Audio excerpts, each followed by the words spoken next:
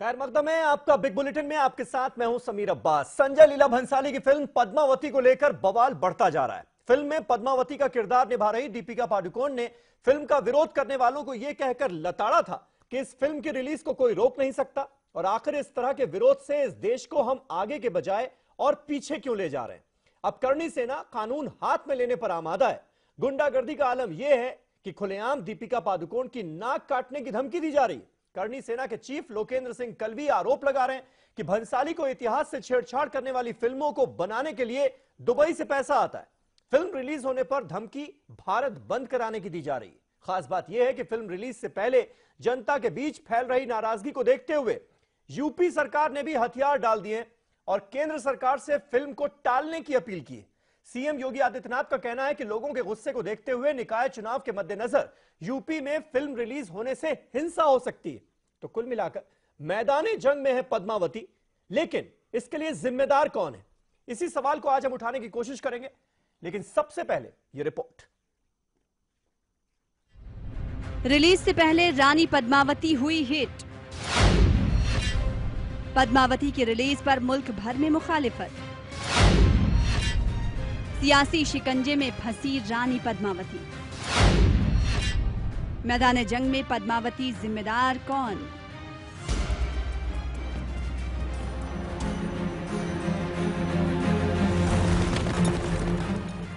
संजय लीला भंसाली की फिल्म पद्मावती 1 दिसंबर को रिलीज होने जा रही है। रिलीज की तारीख जैसे जैसे नजदीक आ रही है, फिल्म में रानी पद्मावती के किरदार को लेकर एहतजाज और मुजाहरों का सिलसिला जारी है।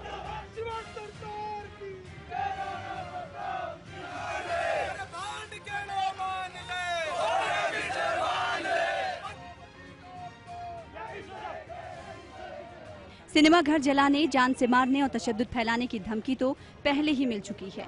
अब नाक कान काटने और सर काटने तक की बात होने लगी है, जबकि 1 दिसंबर को करणी सेना की जानिब से बंद की कॉल दी गई है।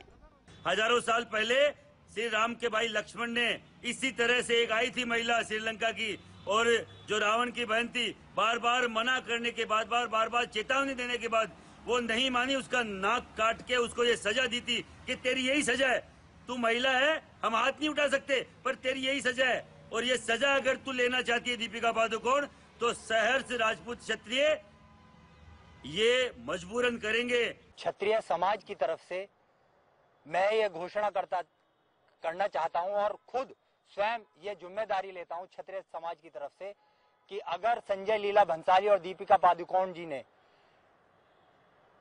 पद्मावती फिल्म को वापस नहीं लिया तो हम चुप नहीं बैठेंगे। उनकी हम जो 5 करोड़ रुपए का उनकी गर्दन काटने पे इनाम की घोषणा करते हैं।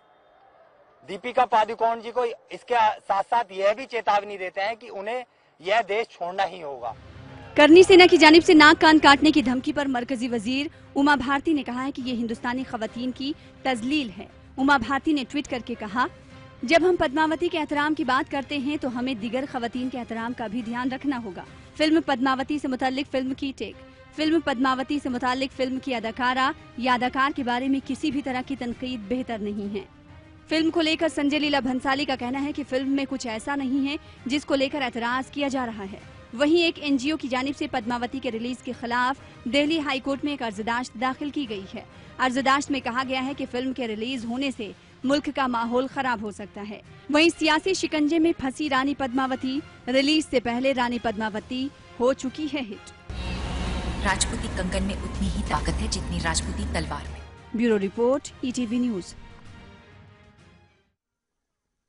तो कुल मिलाकर मैदाने जंग में रिलीज से पहले पद्मावती नजर आ रही है। कौन है जिम्मेदार? ये सवाल आज हम उठाने जा रहे हैं। तमाम खास मेहमानों का एक पैनल हमारे साथ जुड़ चुका है। हमारे साथ जाने माने फिल्म कलाकार अरुण बख्शी साहब लाइव मौजूद हैं। मुंबई से वो सीधे हमारे साथ जुड़े हुए हैं। सलमान निजामी साहब कांग्रेस पार्टी का पक्ष रखने के लिए आज हमारे साथ स्टूडियो में मौजूद हैं। इसके अलावा डॉक्टर शुरवो कमल दत्ता हमारे साथ मौजूद हैं, जो कि समाज सेवी हैं, सोशल एक्टिविस्ट हैं, और साथ ही साथ हिस्ट्री से इनकी रिसर्च है। जेएनयू में इन्होंने रिसर्च की है, वो भी हमारे साथ अपना पक्ष रखेंगे, अपनी राय रखेंगे। इसके अलावा मनीष शुक्ला साहब, जो कि भारतीय जनता पार्टी के स्पोक्स पर्सन हैं यूपी के, वो हमारे साथ लखनऊ से लाइव जुड़ रहे हैं। जूही सिंह हमारे साथ मौजूद हैं, समाजवादी पार्टी की स्पोक्स पर्सन है। जयपुर का भी हम रुख करेंगे क्योंकि करनी सेना का क्या रुख है यह आप लोग लगातार अपने टेलीविजन पर देख रहे हैं आज सुबह से ही। शक्ति सिंह साहब करनी सेना के स्पोक्स पर्सन हमारे साथ वहां से मौजूद हैं। तो कुल मिलाकर बड़ा सवाल सबसे पहले मनीष शुक्ला जी आपके सामने मैं रखना चाहूंगा, क्योंकि हम तो यही जानते थे कि सरकार की जिम्मेदारी उन लोगों पर लगाम लगाने की है जो कि इस तरह से कानून को अपने हाथ में लेने की बात कर रहे हैं, जो कह रहे हैं कि नहीं हम ये फिल्म रिलीज नहीं होने देंगे, जो कह रहे हैं कि हम थिएटर में आग लगा देंगे, जो कह रहे हैं कि दीपिका पादुकोण की नाक काट लेंगे, कोई कह रहा है संजय लीला भंसाली का सर काट लेंगे तो 5 करोड़ का इनाम दे देंगे। हम तो यही समझ रहे थे कि सरकार की जिम्मेदारी है ऐसे लोगों से, जिम्मेदार लोगों की हिफाजत करना, लेकिन आप तो उनके साथ खड़े हो गए। आपने कह दिया हां ठीक है रिलीज बंद नहीं होनी चाहिए, टाल दीजिए इसको, हम नहीं संभाल पाएंगे प्रदेश। ऐसा क्यों?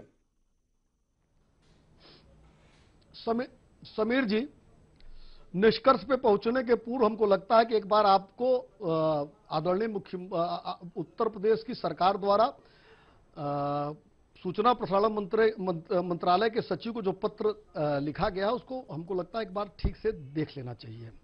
उस पत्र में पढ़ लिया उल्लेखित है और सुन भी लिया योगी आदित्यनाथ कह क्या रहे हैं। तो नहीं जी, उल्लेखित है कि जिस तरीके से ट्रेलर रिलीज होने के बाद उत्तर प्रदेश ही नहीं पूरे देश में उस फिल्म के खिलाफ एक ये है कि जो सुना गया है कि उसमें ऐतिहासिक तथ्यों से छेड़छाड़ की गई है, कथानक में गड़बड़ी की गई है और रानी पद्मावती का जो चरित्र है उसका हनन किया गया है। उसको लेके विभिन्न संगठन, धार्मिक संगठन, सामाजिक संगठन, अन्य संगठन विरोध कर रहे हैं, पुतला दहन कर रहे हैं, ज्ञापन के माध्यम से अपना रोष प्रकट कर रहे हैं। और उत्तर प्रदेश में इस समय स्थानीय निकाय का चुनाव चल रहा है। 22, 26, 29 को पोलिंग है और 1 दिसंबर को जो संभावित तिथि है रानी पद्मावती फिल्म के प्रदर्शन की पूरे देश में, 1 तारीख को उत्तर प्रदेश में मतदान होगा। और उत्तर प्रदेश का जो स्थानीय निकाय का चुनाव है उसमें करीब 4.5 से 5 करोड़ लोग भाग लेते हैं। एक राज्य, कई राज्यों की जनसंख्या जितनी है मनीष जी, उतने लोग यहाँ भाग क्या लेंगे। निकाय चुनाव, नगर निगम चुनाव उत्तर प्रदेश में पहली बार हो रहा है क्या?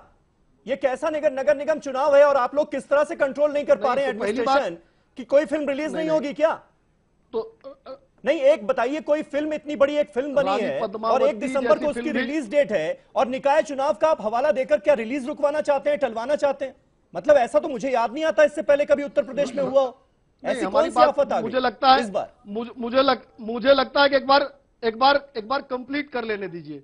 इसके अलावा 2 तारीख को अगर चंद्र दर्शन ठीक से हुआ तो 12 वफात भी पड़ेगा और जिसमें भी 12 वफात भी हमको लगता है कि आपको पता ही होगा कि जुलूस निकलते हैं, दीपावली की तरह मनाया जाता है। तो ये जो तमाम है हमारे लिए कानून व्यवस्था की प्राथमिकता एक है। दूसरी बात, रानी पद्मावती की तरफ फिल्में भी रोज नहीं रिलीज होती हैं जिस तरह से उसका विरोध हो रहा है और स्थानीय निकाय के चुनाव में सारी फोर्स चुनाव कराने में लगी रहेगी।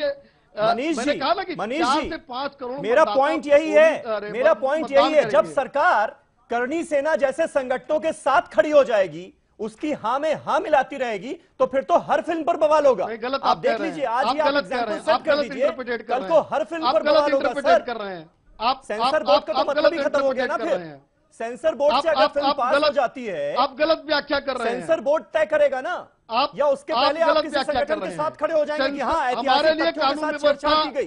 किसने आपको ये जानकारी दी? हमारे लिए कानून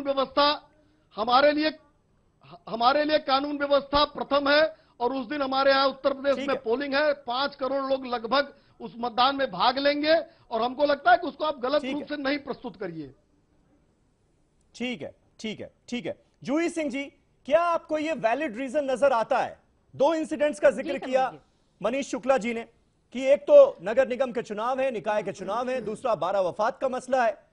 तो क्या यह बात कहीं से भी गले उतरती है कि एडमिनिस्ट्रेशन संभालने में दिक्कत आ जाएगी अगर इन दोनों चीजों के साथ पद्मावती फिल्म भी रिलीज हो जाएगी? तो ये क्या मैसेज देने की कोशिश है? समीर जी, उत्तर प्रदेश सरकार कोई जिम्मेदारी नहीं लेना चाहती और ये 4 चरणों में चुनाव हो रहा है, वो आखिरी चरण का चुनाव है, उसके बाद फिल्म रिलीज होगी। मैं तो दूसरी बात कहना चाहती हूँ, ये करणी सेना के या जिसने भी कहा है कि ये दीपिका पादुकोण की नाक काटेंगे, क्या उनके ऊपर केस रजिस्टर हुआ? क्योंकि ये महिला को धमकी दे रहे हैं, एक एक्ट्रेस को धमकी दे रहे हैं, साथ ही किसी व्यक्ति ने अभी कहा 5 करोड़ रुपए से किसी का सर काट देंगे। तो इनके पास वो 5 करोड़ रुपए कहां से आए, ये जांच होनी चाहिए, इनको जेल में बंद करना चाहिए। तीसरी बात जो है, फिर कहा जा रहा है कि करणी सेना एक बहुत बड़ा आंदोलन कर रही है, संजय लीला भंसाली को मार देंगे।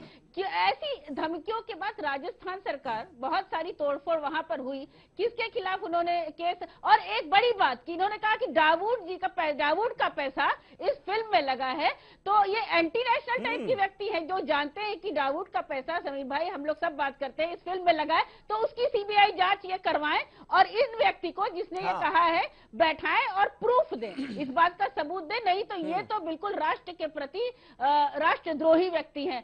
राजपूत कौन प्रतिनिधित्व कर रहा है? क्या करणी सेना एकलौती है जो राजपूतों के मान सम्मान के लिए लड़ती है? महिलाओं का मान सम्मान, कितने महिलाओं के लिए आपने काम किया? जब महिलाओं के बलात्कार होता है तो आप कहाँ होते हैं?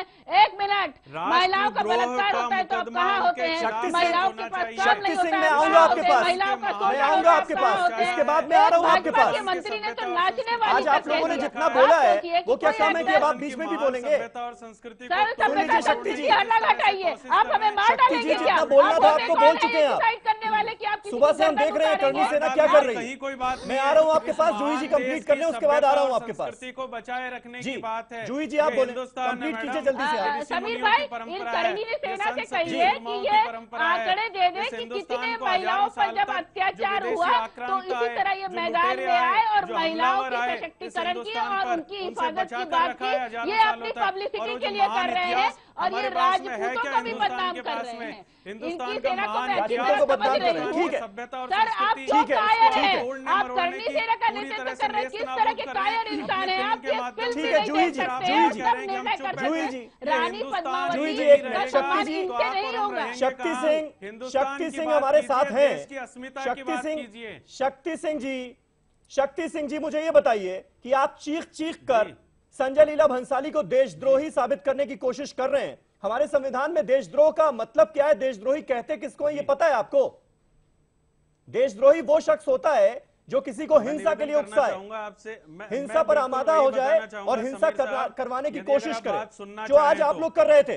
अपनी बात को पूरी शक्ति सिंह, मुझे एक सवाल का जवाब चाहिए आपसे। मैं वही क्या आज आपने कानून अपने हाथ में नहीं लिया? चित्तौड़ क्या आपने लोगों को हिंसा के लिए नहीं उकसाया? मैं वही बात कहना चाह रहा हूं। आप यदि अगर बात सुनने का मादा रखें तो चित्तौड़ की जो महारानी नहीं, आप मेरा सवाल सुनिए पहले। कोई इतिहास ही नहीं है। शक्ति सिंह, मेरा सवाल सुनिए पहले। उनकी वहां मैंने अभी पद्मावती का जिक्र नहीं किया और वहां पर मैंने जो सवाल पूछा है आपसे उसका जवाब चाहिए। कोई भी नए दुल्हा दुल्हन हो, कोई भी लोग हो, वहां पर पूजा अर्चना करते हैं। हिंदुस्तान के राष्ट्रपति, प्रधानमंत्री, उपराष्ट्रपति, अनेकानेक राज्यों के मुख्यमंत्री, गवर्नर, सैकड़ों मंत्री वहां जाकर आपको मेरी आवाज नहीं मिल रही है।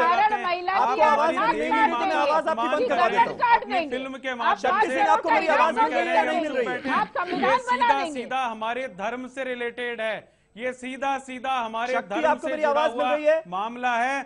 और आईपीसी की धारा 295(a) के तहत यदि अगर आप हमारी धार्मिक भावनाओं को आहत करते हैं तो उनके खिलाफ मुकदमा दर्ज किया जाना चाहिए। आप हमारी धार्मिक भावनाओं को आहत कर रहे हैं। पद्मावती इतिहास ही नहीं है, वो एक देवी है। जौहर मेले में हर साल लाखों लोग चरण स्पर्श करने के लिए आते हैं, उनकी धोख लगाने के लिए आते हैं। वह हिंदू मुसलमान प्रेम से रहते हैं और हिंदू मुसलमान दोनों की ये परंपरा है, वहां की ये प्रथा है। चाहे वहां के जात जो हो, चाहे कोई नई दुल्हे दुल्हन की शादियों का सवाल हो, सब वहां जाकर धोख लगाते हैं। और फिर आप ये कह रहे हैं हमारी धार्मिक भावनाएं आप आहत कर रहे हैं। चलिए ठीक है, शक्ति सिंह की आवाज थोड़ी देर के लिए डाउन कर दीजिए, उनको मेरी आवाज नहीं मिल रही या फिर वो मेरे सवाल को सुनना नहीं चाह रहे। आप राजस्थान को आकर देखिए तो सही। शक्ति सिंह की आवाज डाउन कीजिए। अरुण बख्शी साहब हमारे साथ मौजूद हैं। अरुण बख्शी साहब, एक कलाकार के बतौर आपको क्या लगता है इस तरह के डिस्प्यूट का, इस तरह के विवाद का मतलब आखिर है क्या? अगर एक फिल्म बनाई जाती है, फिल्म बनकर तैयार होती है, इस देश में तो कानून है ना, ये देश तो कानून से चलेगा, हमारे संविधान से चलेगा। सेंसर बोर्ड की नाम की एक चीज है, सेंसर बोर्ड ही फिल्म को देखेगा, वही पास करेगा। फिर इस तरह के जो बवाल मचाए जाते हैं फिल्म को लेकर, उसके पीछे क्या रीजन आपको नजर आता है? क्योंकि अक्सर हमने यह भी देखा है कि इस तरह की फिल्में आती हैं, विवाद होते हैं, उसके बाद फिल्म लगती भी है, रिलीज भी होती है, हिट भी होती है। समीर साहब, ऐसा है कि मुझे पहली बार लग रहा है कि मैं इंडिया में रहता हूं।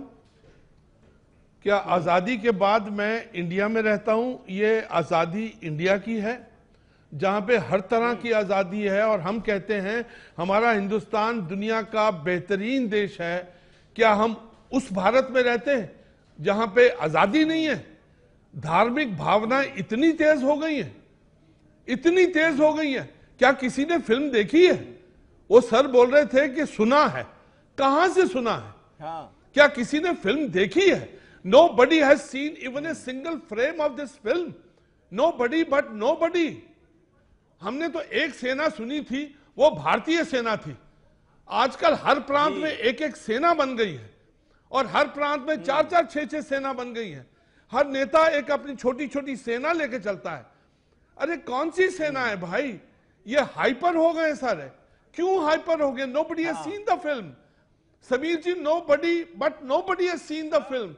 How can you say? Exactly. सिर्फ एक जिन्होंने इस देश को बचाकर रखा है एक मोमेंट दीजिए सर। और अब भी यदि अगर आप इन 70 सालों की बात करें तो इन 70 सालों में देश को बचाने का ठेका लिया है आपने या देश को बर्बाद करने का ठेका लिया? शक्ति सिंह साहब, 65 की हो, ये इस तरह से आपके लोग सड़क पर उतर आपको बताऊं, आपको मालूम है धमकी दे रहे किसी को मार देने की, साहब क्या ठेका लिया आपने? हमने रखा है सभी साहब, देश की महान सभ्यता और संस्कृति को बचाकर।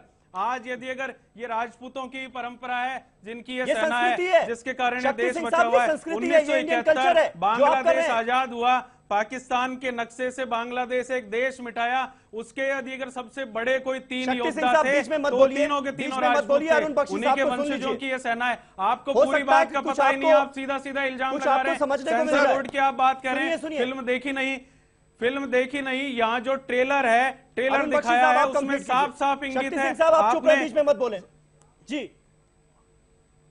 सर मुझे एक बात बताएं, इनको मालूम है कि गलत कह रहे हैं तो राजस्थान उसे का टोको भी नहीं क्या है? आपको टूरिज्म का मालूम है?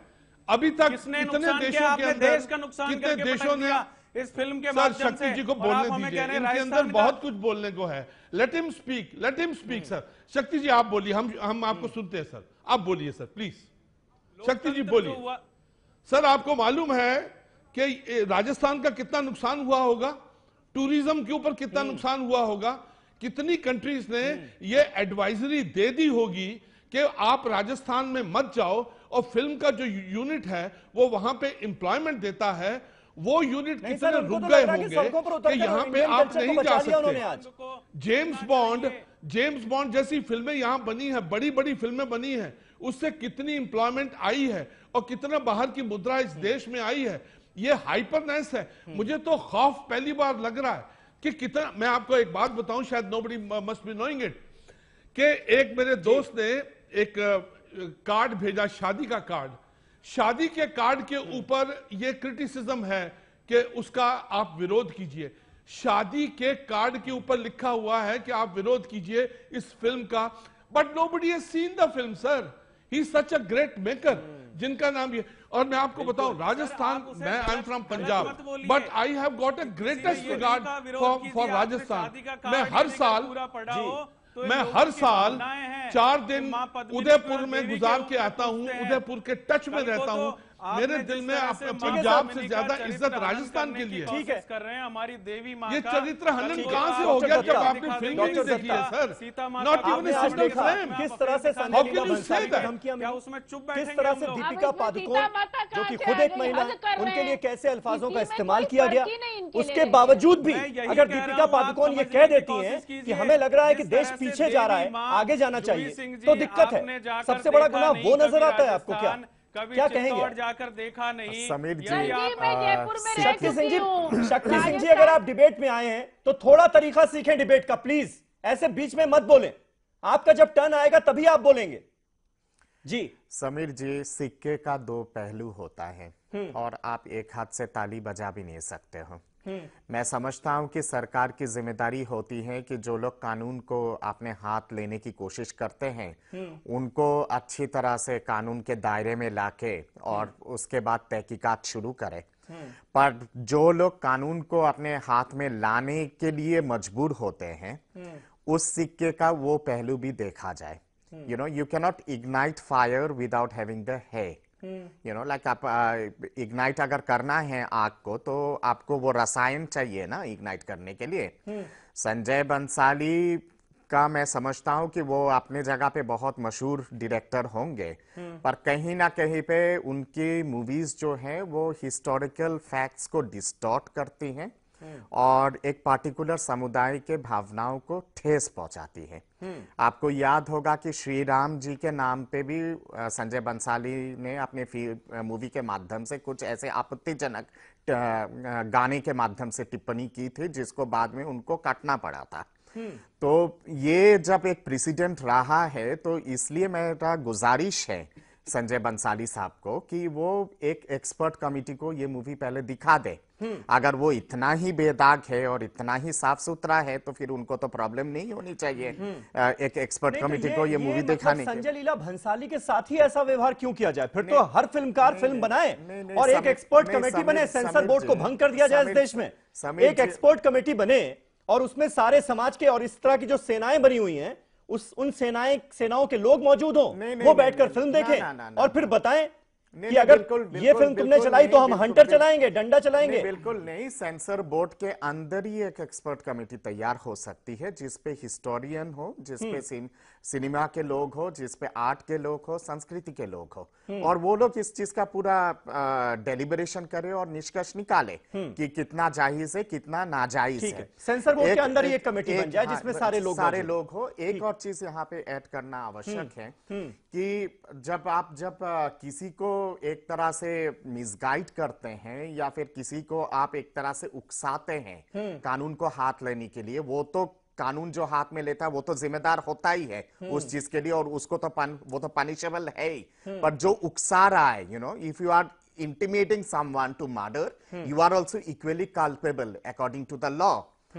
यहाँ पे आप मतलब कि देवी देवताओं की तस्वीर आप नंगा बना देते हैं, फिर आप श्री राम के ऊपर आपत्तिजनक टिप्पणी करते हैं, दुर्गावती पे करते हैं, पद्मावती पे करते हैं, चंपावती पे करते हैं, अहल्याबाई पे करते हैं, रानी लक्ष्मीबाई पे करते हैं और उसके बाद अगर माहौल खराब होता है तो माहौल किसने खराब किया ये भी तो जानना उचित है। हिस्टोरिकल फैक्ट्स आप अगर उठा के देखेंगे मैं बताता हूँ। Qutubuddin Aibak was a slave जिसको 100 दिनार में समरकांद के बाजार से मोहम्मद गौरी ने खरीदा था। कुतुबुद्दीन ऐबक के जो नेफ्यू है जलालुद्दीन खिलजी का भाई था अलाउद्दीन खिलजी। हिस्ट्री पे आप अगर जाएंगे तो रानी पद्मिनी ने कभी सामने नहीं आया था। हिस्ट्री है या मिथ है ये तो एक अलग मुद्दा है। ये तो एक अलग मुद्दा है, लेकिन यहाँ पर तो किसी ने फिल्म देखी ही नहीं। ये बंसाली ने फिल्म में दिखाया क्या? समीर जी, पहले तो इस बात को लेकर विवाद हो गया कि उन्होंने एक रोमांटिक सीन दिखाया अलाउद्दीन खिलजी और रानी पद्मावती के बीच में, फिर उन्होंने आकर क्लियर किया कि नहीं ऐसा कुछ है नहीं। एक वीडियो मैसेज उन्होंने जारी किया, उसके बाद फिर गाने पर ही बवाल हो गया कि घूमर क्यों दिखाया। सारी चीजों का क्रिस्टल क्लियरेंस तब हो जाएगी जब खुद दिखा देंगे। सलमान, घूमर तय कौन करेगा? घूमर की जहां बात आती है, घूमर राजपूत महिलाएं इनर कोर्टयार्ड में करती हैं, पुरुष के सामने नहीं करती हैं। सलमान, ये सब कांग्रेस पार्टी भी बहुत हद तक इस मामले में बीजेपी के साथ खड़ी हुई नजर आ रही है। जो स्टैंड बीजेपी का है बहुत हद तक कांग्रेस पार्टी का भी वही है जहां तक मुझे लगता है। अब अगर आप ये कहते हैं कि भाई हर समुदाय के लोगों को एक सेंसर बोर्ड की एक और कमेटी बन जाए, उसमें शामिल कर लिया जाए, वो लोग इस फिल्म को देखें, तो फिर तो किसी को पसंद आएगी, किसी को नहीं पसंद आएगी। कोई सेना कहेगी नहीं ये सीन अच्छा है, कोई सेना कहेगी नहीं ये सीन बुरा है। फिर होगा क्या? और सेंसर बोर्ड की वैल्यू ही क्या रह गई फिर? देखिए समीर भाई, हम बीजेपी के साथ नहीं है या कुछ ऐसी बात नहीं है। बीजेपी के लोगों को तो शर्म आनी चाहिए पहले, जो ये प्रदर्शन कर रहे हैं इनको पहले मालूम होना चाहिए कि सेंसर बोर्ड ने इस फिल्म को बाज़ाब्ता तौर पे देखा जाता है। जो मेरे मित्र यहाँ बैठे हैं जी, इन्होंने कहा कि सेंसर बोर्ड में एक कमेटी होनी चाहिए। सेंसर बोर्ड में ऑलरेडी हर एक मेंबर को दिखाई जाती है मूवी, और एक एक वर्ड उसमें कोई गाली का शब्द यूज किया जाता है वो भी हटाया जा सकता है, और सेंसर बोर्ड ने उसको बाकायदा तौर पे पास किया। और फिर स्मृति ईरानी जो आपकी इंफॉर्मेशन ब्रॉडकास्ट की मिनिस्टर हैं, उन्होंने ये कहा कि इस फिल्म में ऐसा कुछ नहीं है जो भाजपा से ताल्लुक रखती हैं। और फिर आप देखिए उसके बाद कि ये जो भाजपा के लोग वहां बैठे हैं जो ये कंफ्यूजन क्रिएट कर रहे हैं। अगर हमने, कांग्रेस ने सिर्फ ये कहा कि अगर फिल्म में ऐसी कोई चीज दिखाई गई है जिससे रानी की छवि पे कोई बात आती है तो हम उसका विरोध करते हैं। लेकिन जब आपके मूवी के डायरेक्टर सामने आके कहते हैं कि इसमें ऐसी कोई चीज दिखाई नहीं जाती, जब सेंसर बोर्ड ने उसको पास कर दिया तो भाजपा के लोग पहले सेंसर बोर्ड से सवाल करें। ये जो मित्र मेरे बैठे हैं वहां जो वही बात हो गई ना, कुल मिलाकर सलमान वही बात हो गई ना जो आर्टिस्ट कि अगर फिल्म में ऐसा कुछ दिखाया गया है तो हम उसका विरोध करते हैं। अरे भाई फिल्म तो, जब डायरेक्टर ने अभी आई बात खत्म हो गई। हाँ। जब सेंसर बोर्ड ने उसको पास कर दिया बात खत्म हो गई। जब आपकी एक रिस्पॉन्सिबल मिनिस्टर कह रही है, हाँ। जो इंफॉर्मेशन की मिनिस्टर है वो कह रही है कि ऐसा कुछ है नहीं, और आप महिलाओं का मतलब है अपमान मत करिए इस तरीके से। ये तो शर्म की बात है कि जो एक्ट्रेस है एक आर्टिस्ट है, आर्टिस्ट का रोल है एक्ट करना। अब आप धमकियां देंगे, ये तो मुझे लगता है बुजदिली की बात है कि आप एक महिला को धमकी दे रहे हैं। आप महिलाओं के सम्मान की बात करते हैं, वहां से बोल रहे हैं आपकी महिला को धमकी, महिला के सम्मान के नाम पर, किसी बाहर के देश, बड़ी हैरत की बात वो है। तो इस देश एक की छोटा सा ब्रेक ले रहे हैं, एक छोटा सा ब्रेक ले रहे हैं। मनीष शुक्ला जी कुछ ऐड करना चाह रहे थे, वक्त मेरे पास खत्म हुआ है। एक छोटा सा ब्रेक ले लेते हैं, फौरन होते हैं हाजिर ब्रेक के बाद ज्यादा वक्त भी होगा हमारे पास, तफसील से होगी चर्चा। मैदान जंग में पद्मावती, जिम्मेदार कौन? ब्रेक के बाद।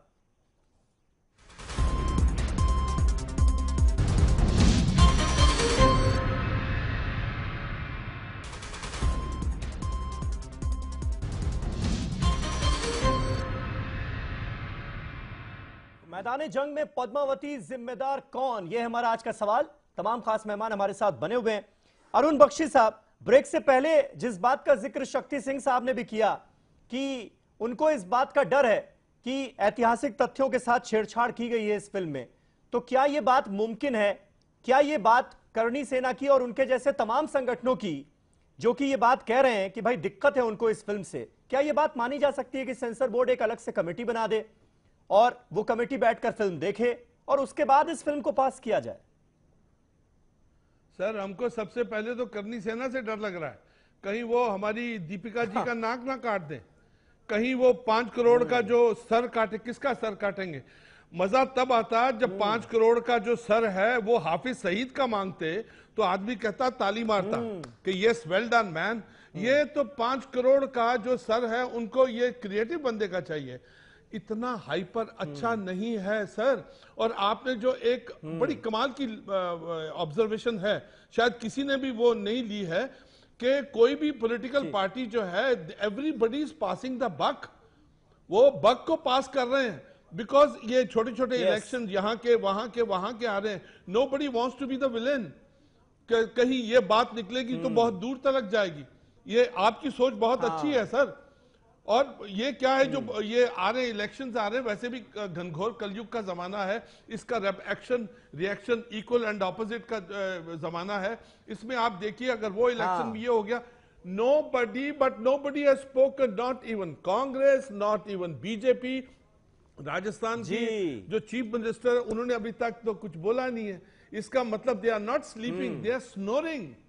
या तो पासिंग द बक है। वो एक हम लोग फिल्म इंडस्ट्री में बोलते हैं एक SKTK, सानू की या तो अनु की, मतलब इनको कुछ मतलब नहीं। They should come. Rajasthan is one of the best in the world, is one of the best in the world, I am telling you. सही बात है। They should come. Manish Shukla साहब हमारे साथ मौजूद हैं।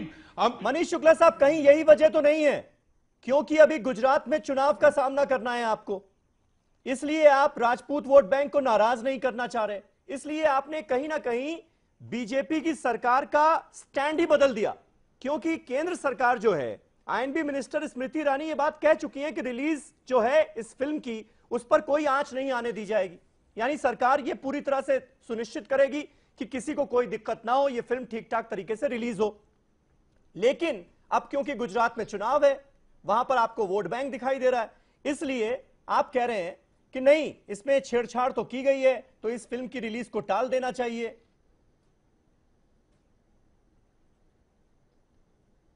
समीर जी, मैंने शो के पहले चरण में पत्र की व्याख्या की। यद्यपि आप स्वतंत्र हैं, अपने मन से व्याख्या कर सकते हैं। हमारे यहाँ एक को काउंटिंग है स्थानीय निकाय चुनाव की, 22, 26 और 29 को पोलिंग है, चुनाव चल रहा है। 2 तारीख को 12 वफात है। ट्रेलर के दौरान बाद जिस तरह से स्थिति हुई है, हम कानून व्यवस्था को खराब नहीं होना देना चाहते।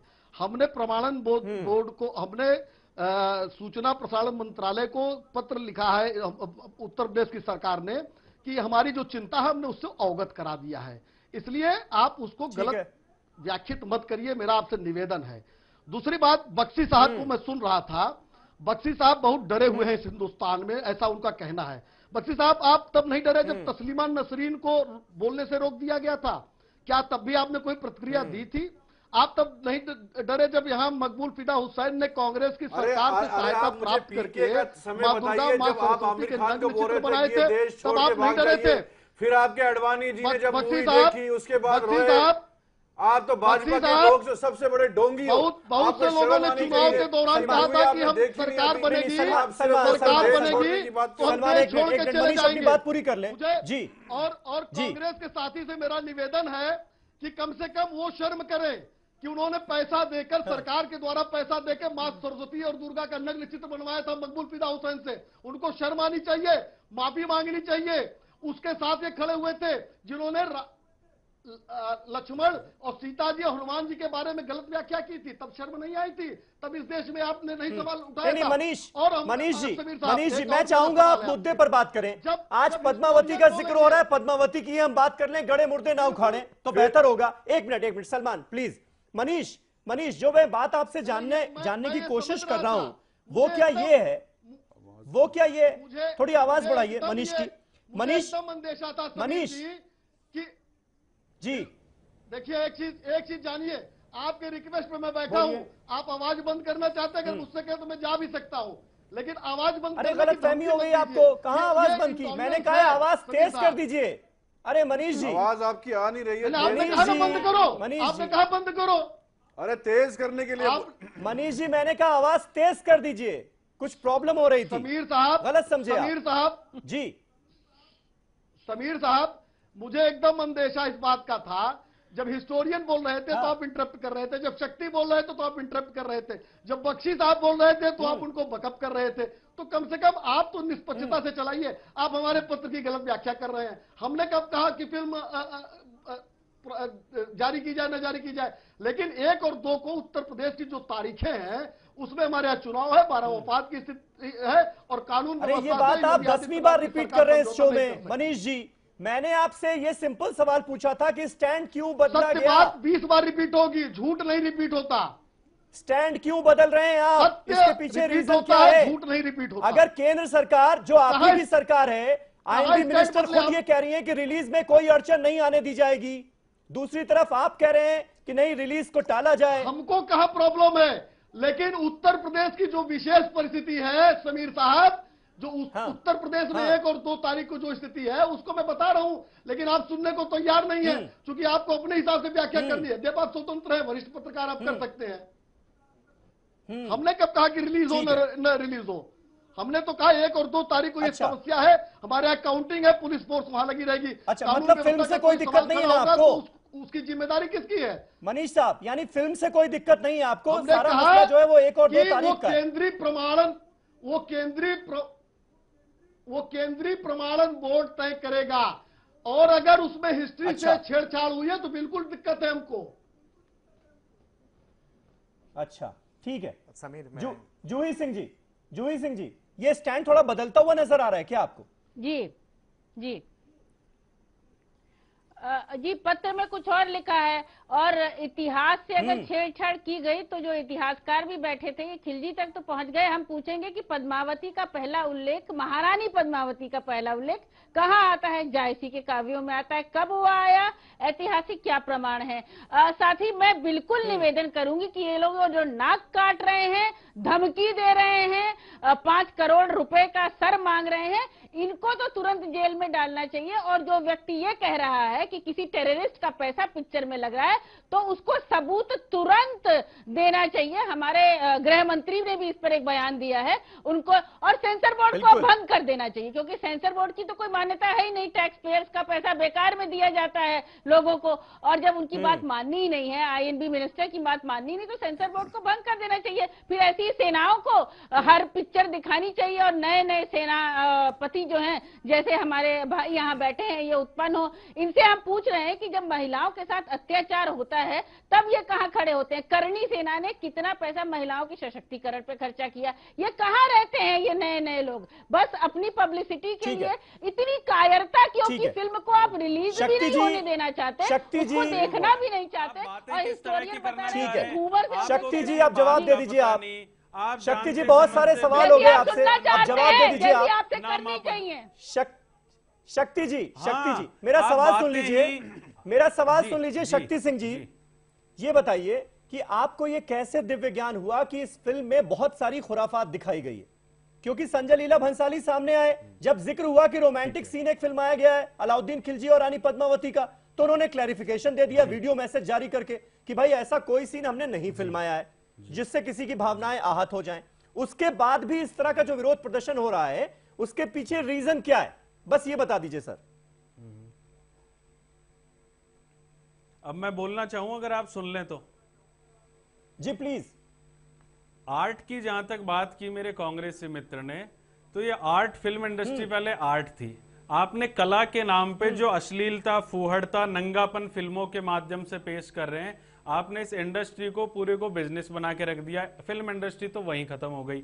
सेंसर बोर्ड की जहां बात कर रहे हैं, पूरे साल में 900 फिल्में बनती हैं, 10 साल में जाके सिर्फ 2 फिल्मों के ऊपर ही ऑब्जेक्शन क्यों किया हमने? एक जोधा अकबर, दूसरी मां पद्मिनी के ऊपर।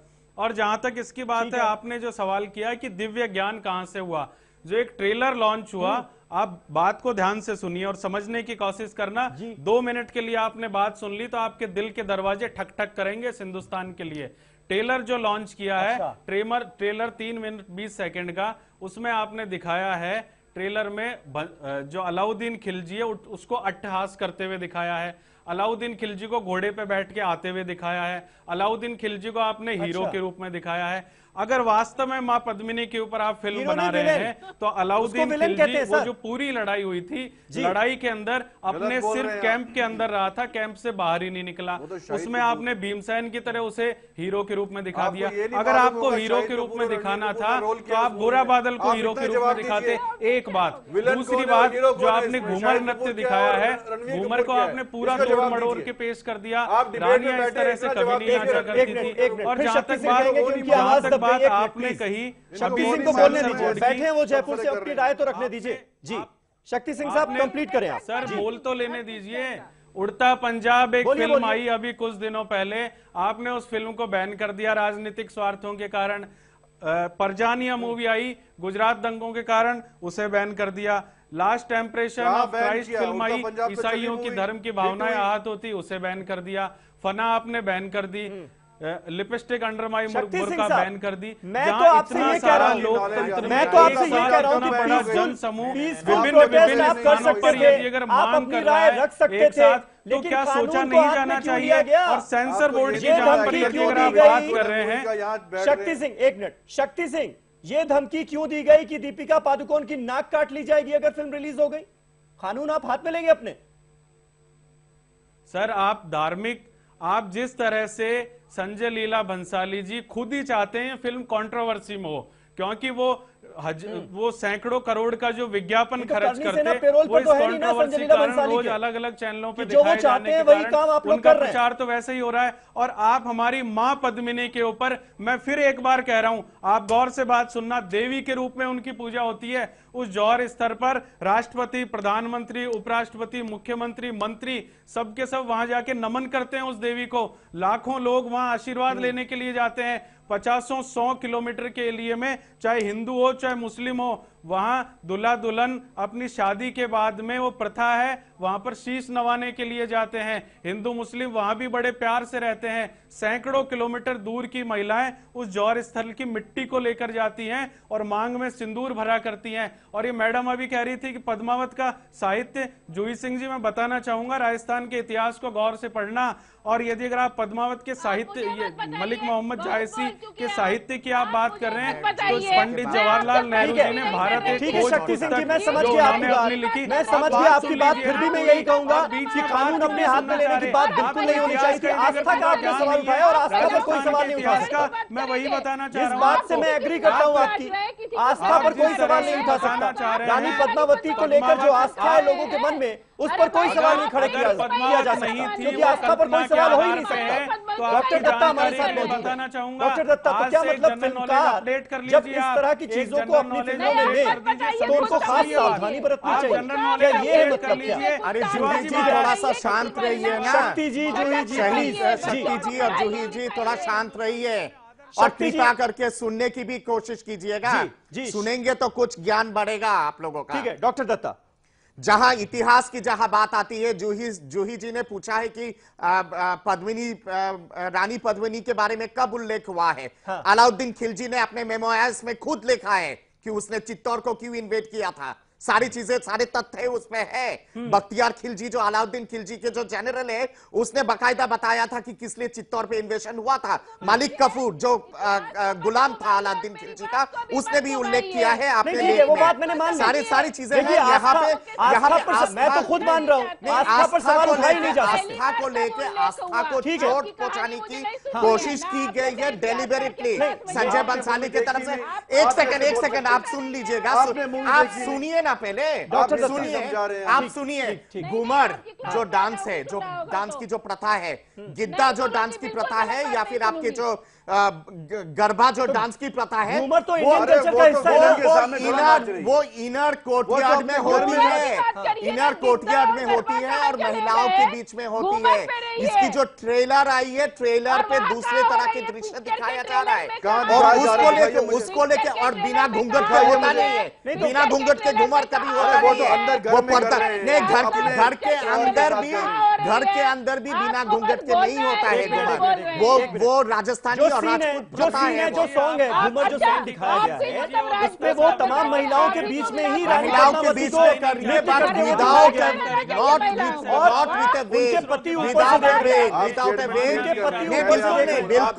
बिल्कुल नहीं विदाउट ए वेल घूमर डांस होता ही नहीं है। इतना होता है वेल, इतना वेल के साथ होता है। शायद राजस्थानी इतिहास के बारे में पता नहीं है आप लोगों को, इसलिए आप लोग इस तरह की बातें कर रहे हैं। यहां तक होता है पल्लू और उसके बाद वो डांस होता है। वो कहीं ना कहीं खारिज कर रही है आपकी बात। जूही जी आप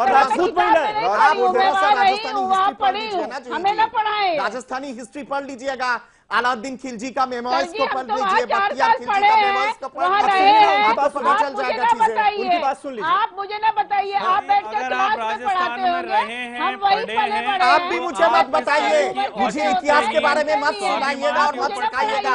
हिंदुस्तान के नंबर 1 यूनिवर्सिटी से मैंने तालीम हासिल किया है इतिहास में। शायद आपसे ज्यादा ही जानता हूँ मैं इतिहास को लेके, क्योंकि मैंने रिसर्च किया है हिंदुस्तानी इतिहास में।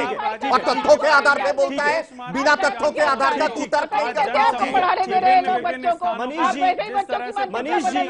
मनीष जी, लेकिन आपको क्या नहीं लगता जब ये बात कही जाती है कि भाई सारे समाज के लोगों को बुला लिया जाए, उनको फिल्म दिखाई जाए, हर समाज हर सेना के लोगों को मिलाकर एक कमेटी बना दी जाए और वो उनको फिल्म दिखाई जाए पहले, तो क्या आपको नहीं लगता कि इससे एक बड़ी अजीबोगरीब सी स्थिति, बड़ी अजीबोगरीब से हालात पैदा हो जाएंगे? कल को कोई भी उठेगा, वो कहेगा कि नहीं मुझको इस सीन पर ऑब्जेक्शन है, मैं तो पहले फिल्म देखूंगा फिर मैं पास करूंगा। इससे तो एक अजीब सी स्थिति, अजीब से हालात इस देश में पैदा हो जाएंगे। क्या इसका खतरा नहीं लगता? मैं इसका जवाब देना चाहूंगा समीर सर, इसका जवाब देना चाहूंगा। मां पद्मिनी, बोलिए। मां पद्मिनी के अभी वंशज मौजूद हैं, उनकी 36वीं पीढ़ी के महाराणा परिवार। अगर आप उनकी पूर्वज महिला के ऊपर कोई फिल्म बना रहे हैं तो उनकी बिना जानकारी के आप किस तरह से फिल्म बना रहे हैं? कम से कम आपको उनसे जानकारी प्राप्त कर लेनी चाहिए थी। सही पॉइंट है ये। और उनके खानदान के जो लोग हैं वो भी विरोध कर रहे हैं जी। हाँ, और जहां तक जूही सिंह जी ने कहा कि पद्मावती इनका मलिक मोहम्मद जायसी का काल्पनिक पात्र थी, पंडित जवाहरलाल नेहरू ने भारत एक खोज पुस्तक के अंदर लिखा है कि ये कपोल कल्पित बात थी, जायसी को गलत ठहराया उन्होंने। दूसरी सबसे बड़ी बात, मां पद्मिनी की 8 पीढ़ियों के बाद में उन्हीं के वंशज महाराष्ट्र में चले गए थे, और उन्हीं के वंशजों में आज हिंदुस्तान में जो 2 सबसे बड़े महानायक हिंदुस्तान में सब कोई माना करता है। जूही सिंह जी, आप बात सुनिए, आप बात सुनने की कोशिश क्यों नहीं करते? इस दुनिया में एक अच्छा वक्ता वही होता है जो कि एक अच्छा श्रोता हो। शक्ति सिंह जी, आपने जवाब दे दिया।